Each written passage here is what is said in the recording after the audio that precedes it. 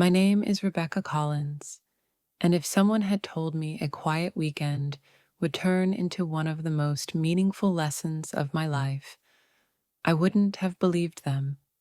I live in Wilmington, North Carolina, with my husband, Michael, and his 11-year-old son, Landon. Michael and I had been married for just over a year when this story took place. It was our second marriage, and blending a family came with all the complications you'd expect, and a few you wouldn't. I wasn't trying to replace anyone. Landon had a loving mother who lived nearby and shared custody with Michael. I was just trying to build trust and create a space where we all felt safe and respected. But bonding doesn't happen on a schedule. Sometimes it sneaks in during the most unexpected moments. It was a rainy Saturday. Landon had come over the night before, suitcase in hand, headphones around his neck, barely saying a word. That wasn't new.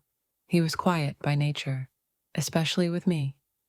Michael had to work an early shift at the fire station, so it was just Landon and me at home most of the day. I had planned to sleep in, but around 6:30 a.m., I woke up to the soft sound of a door creaking open. At first, I thought I was dreaming. Then I heard footsteps, small, hesitant, and saw a shadow pause in the doorway of my bedroom. It was Landon. He didn't say anything, just stood there with his favorite blanket in hand. I sat up gently. "Hey, bud, everything okay?" He nodded, but didn't move.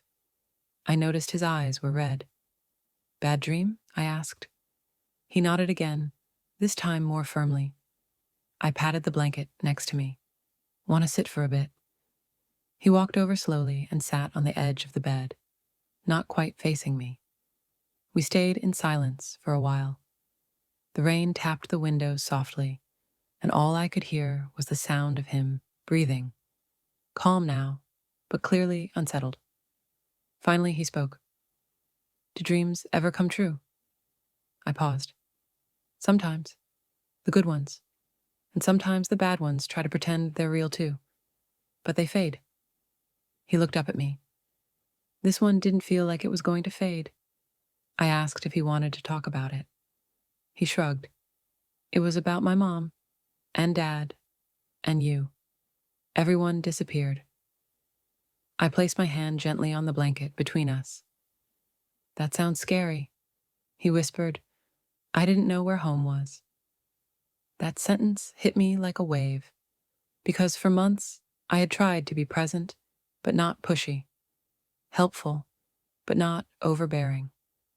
I wanted Landon to feel comfortable, not cornered, but maybe he'd been feeling lost all along and didn't know how to say it. That morning, we made pancakes together. He told me he liked blueberries, but not syrup. I told him I always burned the first one on purpose. It was tradition. He laughed. Then he said, "Can I help fold laundry later?"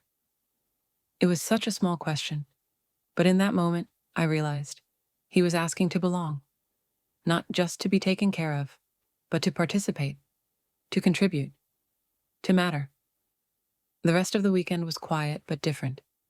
He started opening up more, asked if I wanted to watch a space documentary with him, told me about his science fair project.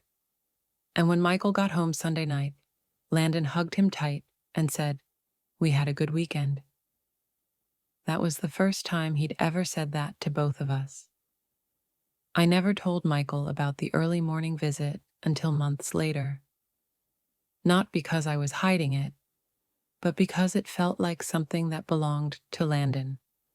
A moment where walls came down just enough for a window to open.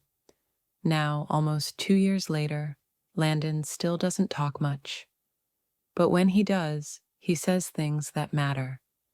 We have movie nights, we've built 2 model rockets, and on Mother's Day, he gave me a card that said, "Thank you for being a calm place."